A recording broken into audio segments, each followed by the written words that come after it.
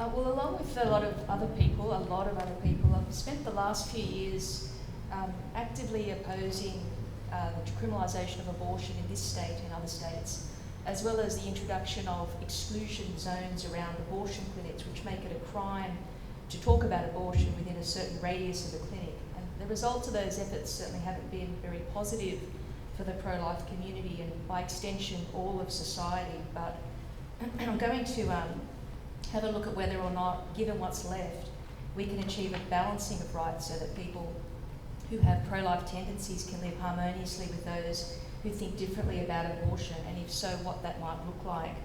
So I'll just start by saying my presentation is rather simple. I haven't got a paper yet, and I'll expand on that in the coming weeks. But I think abortion is a very specific issue, and in some ways a very simple issue.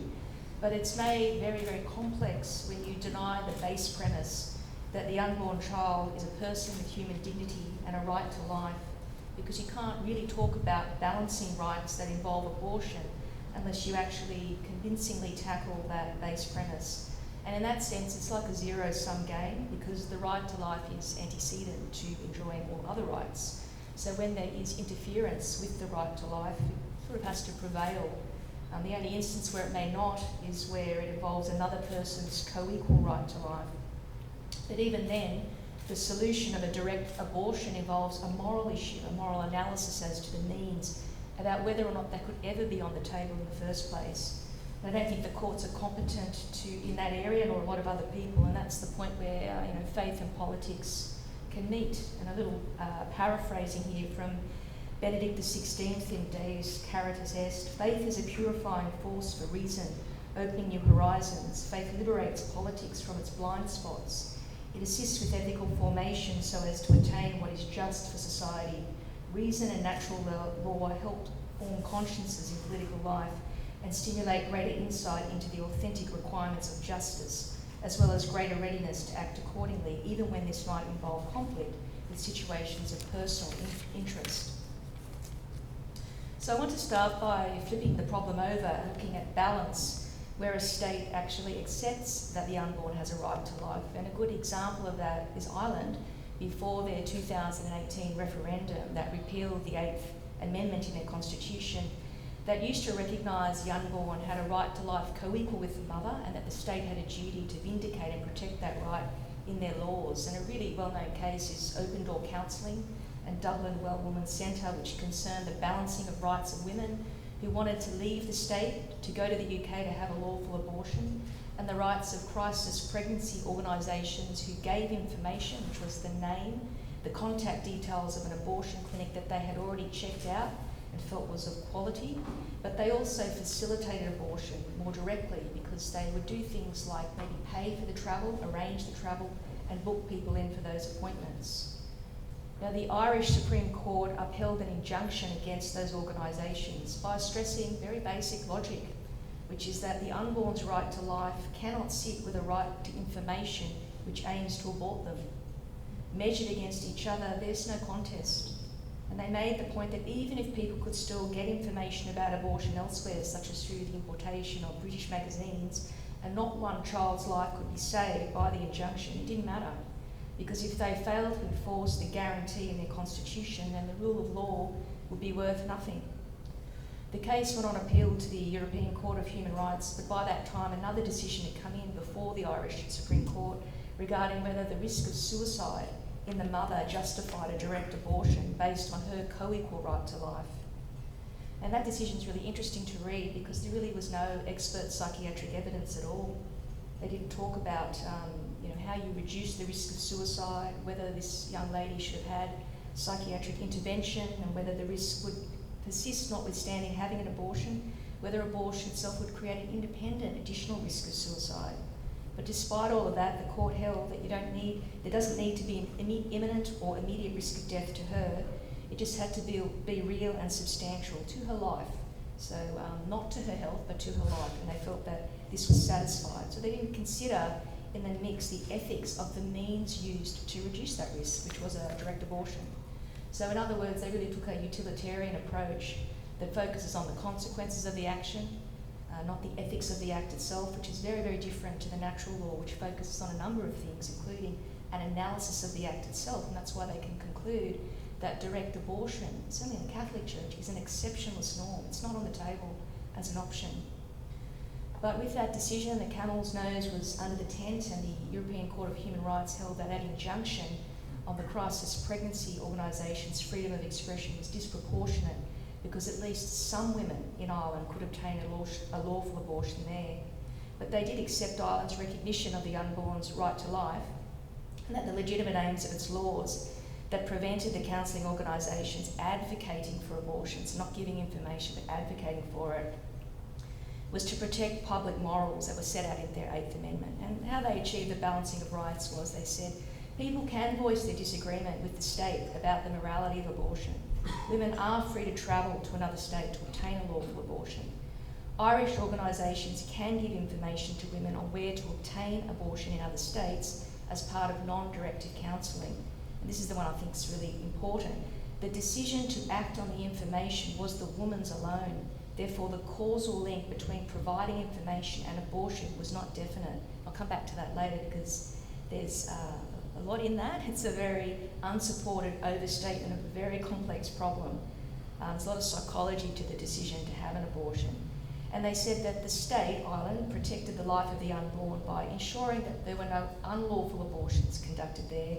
They generally promoted the right to life through their culture, and they prohibited organisations from facilitating abortion abroad. And that case was decided back in 1992. Many things have changed. The pro-life worldview is quite unattractive to many, because it carries certain associated responsibilities about sex and marriage, women and work, love and sacrifice. And as a result, it is ridiculed. It is seen as unintelligible by many people in the community, and worse, it's seen as harmful. Now, I had some recent examples, which were on my slides, where the human rights committees in recent years have made some comments about sovereign states that had restrictive abortion laws. And normally those human rights organs will exercise the margin of appreciation in favour of domestic states on this particular issue of whether the unborn has a right to life, on the basis that it is a moral issue about the nature of being human, and it's to be decided by the people in line with their cultural and religious views. And so some of the comments, even notwithstanding that they were supposed to accept that base premise, just showed they could not understand that. They still thought that restrictive abortion laws, were cruel and inhuman punishment, that they were akin to torture and whatnot. So let's see now what happens, though, if the shoe's on the other foot, where the state, like Australia, doesn't grant the unborn the right to life. Because in theory, we should be able to do more than what the Irish people were able to do, where they could only give information about the availability of abortion abroad, because our base premise here is that liberty to choose abortion or not choose abortion is good. So there should be equal support for both of those options. And because I only have a few minutes, 15 minutes, I just want to look at a few things. Information, counselling, consent, and student-affiliated pro-life groups. So with our legal framework, proportionality arguments can equalise a conflict between rights and freedoms and force a choice between harms, because the state has the advantage of redefining concepts of health and harm, public health and conscience, and it makes it very, very difficult to achieve inclusivity and coherence, because you're using the same words but they have very different meanings. So for example, when you expand the meaning of health to well-being, we get into subjective experiences, which are just an insurmountable obstacle. How do you even measure that in clinical terms? Now, the exclusion zones around abortion clinics are part of public health in New South Wales and Victoria, and that characterisation is really significant. So it criminalises, sidewalk counselling, protesting, perhaps praying within 150 metres of a clinic, and people can go to jail for that. So public health revolves around the state's police powers to infringe the rights of others based on self-defence to the wider community. And classically, that type of harm, when you're looking at it, has to be supported by epidemiological studies. But contemporary notions of health, public health, really challenge this. They look at enhancing social and economic determinants of health to achieve equality and social justice. They use new definitions of health and harm that are derived from a political notion of what is good. So again, it's very hard to have a conversation about balancing rights, and harder to be even persuasive with data when the notion of health has changed or has broadened so much. The Victorian legislation got through Parliament based on one master's thesis that found a correlation between the presence of protesters, sidewalk counsellors and anxiety levels in women attending abortion in one clinic in Melbourne. And that conclusion, which is actually quite extraordinary if you read the actual study, was accepted at face value when it was extrapolated to every abortion clinic in every state to justify why sidewalk counsellors were a threat to public health, and that exclusion zones were the only reasonable solution to achieve the objects of the law, which was that a person should be able to enter and leave an abortion clinic with safety, privacy and dignity. So it's a crime to communicate about abortion within sight and hearing of a person entering or leaving a clinic, and it's reasonably likely to cause distress or anxiety. But this prohibition doesn't apply to employees or service providers to the clinic. So right there are assumptions about not just the content of the communication, because if you're really worried about that, you wouldn't care who said it. But they do worry about that. They care about the person who is communicating and the one that is receiving it. And there's all sorts of assumptions built into that. There have been a couple of successful prosecutions for people handing out material within the zone. The High Court challenge on the basis of a violation of the implied freedom of political communication was unsuccessful, and all those groups that used to engage in those activities have ceased. And women who enter those clinics, they must independently find information on abortion and other options, or they have to rely upon the clinic staff. And that's the issue, and that's the impact that needs to be examined now. That should be, if I had time and money, what I put my focus on. So counselling, informed consent and coercion are all interlinked and is so important. But the problem is we just don't know enough about what women's experiences are, or where we do know, it doesn't make it into the mainstream culture. We don't even have a clear concept of what counselling is and who's qualified to provide it. We don't know what information abortion providers give women about the risks of abortion and reasonable alternatives. We don't know if they're trained to detect issues with coercion or women who are not sure about their decision. And even if they could detect these things, do they even know where to send people for services that might assist people to make a different choice, because there's so many of them. So there are many assumptions about these issues that they kind of deny or they affirm women's vulnerability in making a choice, and there's very, very little data. And so it's an area that's very ripe for qualitative research. And at the moment, the government funds non-directed counselling, whatever that means, and recommends pro-choice agencies as places where people can get information on abortion. Equal funding and support for Catholic and other faith-based support groups that help women continue pregnancy might redress that imbalance and supply some legitimacy to those organisations. But the narrative seems to be very much the pro-life perspective is harmful to women because it makes them feel ashamed, and therefore it opposes dignity and safety. And there's so much built into that concept about shame and how anyone could make someone feel that way. But our New South Wales law has a new section on counselling. And it's interesting, it places the duty on the abortion provider to consider whether they think, with their worldview, with what they do, that counselling might be beneficial to the woman. Most abortions under 22 weeks are done in private clinics, and there's a conflict of interest, clearly, where the provider has a pecuniary interest in whether the abortion takes place. There's at least one state, Western Australia, where they do not allow the abortion provider to provide counselling, including, they don't allow them to even give informed consent. So there is a little bit of a silver lining, I guess, in this clause in the Act, because now they have to actually consider this, and they ought to document that. Maybe complaints can be made about whether or not there were defects in the informed consent. They weren't picking up on some issues of coercion or a need for counselling. So certainly someone having been a medical negligence litigator for a long time, suing doctors, happy to be involved with that process. The issue to do with the impact on pro-life doctors, gosh, I would love to talk to you about that, but I don't have time. I've spent the last 4 years my doctoral research investigating this and interviewing doctors to look at how they are affected by mandatory referral laws, the fear and silence it places on young doctors, the problems of complaints, issues of job loss and dilution of specialties, people who just won't go into certain specialties. And there's quite a lot of them. You might think it's just obstetrics. It's not. It's GP services, it's certain surgical services, anaesthetics, it could be radiology, it's a whole ultrasonology, a whole lot of things. So what we do have though in our Act is pro-life doctors, there's no prohibition yet that they can't talk to a woman about abortion, even if they've disclosed they've got an objection. That's not the same in other states. So Tasmania, in their law, pretty much says once you've disclosed your status, you can talk to them about anything other than abortion, which is a real problem, because where is the woman then to get this information? In Victoria, it's not in their statute, but certainly in their guidelines on their internet site, pretty much say that you've got to stop talking about it, and they even link to a complaint form if you want to make a complaint about that doctor. So I think that it may come where New South Wales, some sort of guidelines are made that that's the preferred practice. And the kind of advice I've given doctors, and I gave a talk a few weeks ago to them, was be very, very careful. There may be people, odd people, who want to have a go and make a complaint.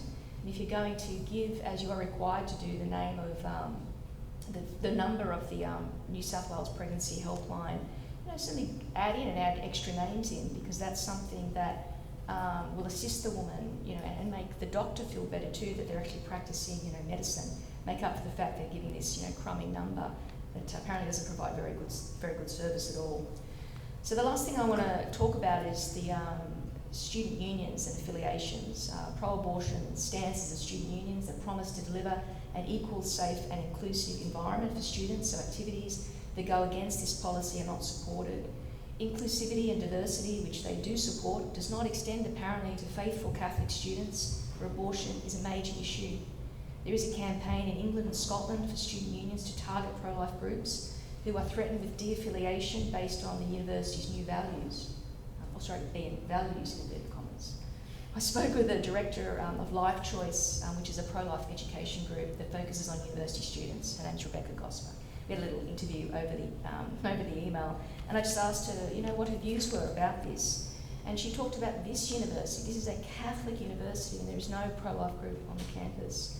Their attempts to affiliate a group in Fremantle, it met with some obstacles, and then there was a lot of delay apparently on the part of the university, so much so that the students who wanted to start that group, they've already graduated and left. So they will try again. They've been denied affiliation at Monash University several times on the basis that there's not enough demand for that particular club.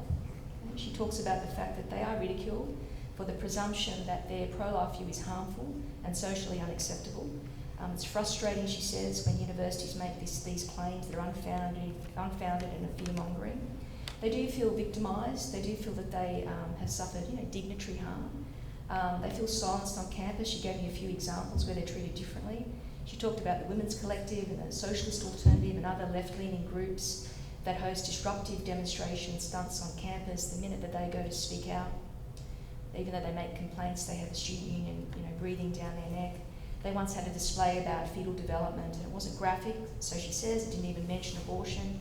But the university received dozens of complaints from the Women's Collective demanding the event be shut down. A member of staff even caused a fuss by claiming that the display was blocking the path and needed to be moved back by 10 metres.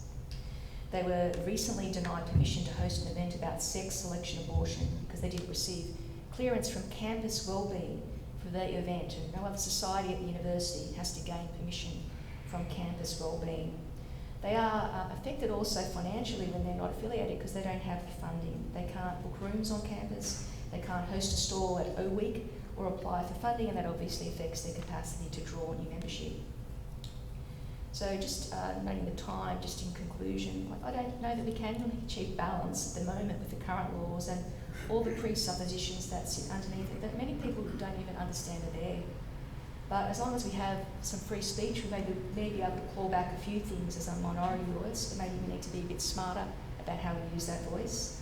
I think we need data and evidence to support our principles. We can't just make principled arguments anymore. People are very emotional today.